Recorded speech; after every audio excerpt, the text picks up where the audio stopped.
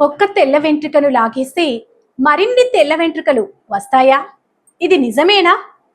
తెల్ల వెంట్రుకలను లాగి పడేస్తున్న కొద్దీ ఎక్కువైపోతాయని, అందుకే అలా చెయ్యొద్దని చెబుతుంటారు.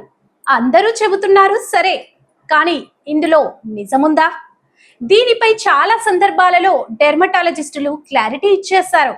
తెల్ల వెంట్రుకలను లాగే కొద్దీ అవి పెరిగిపోతాయా? ఇలా చేయడం వల్ల నష్టం తప్పదా?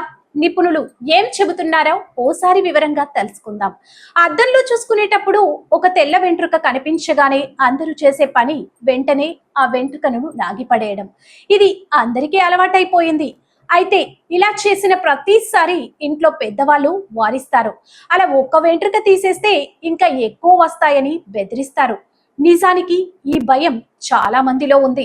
తెల్ల వెంట్రుకలను లాగి పడేస్తున్న కొద్దీ ఎక్కువైపోతాయని, అందుకే అలా చేయొద్దని చెబుతుంటారు. అందరూ చెబుతున్నారు సరే, కానీ ఇందులో నిజముందా?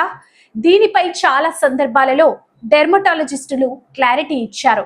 తెల్ల వెంట్రుకలను లాగే కొద్దీ అవి పెరిగిపోతాయా? ఇలా చేయడం వల్ల నష్టం తప్పదా? నిపుణులు ఏం చెబుతున్నారో ఓసారి వివరంగా తెలుసుకుందాం.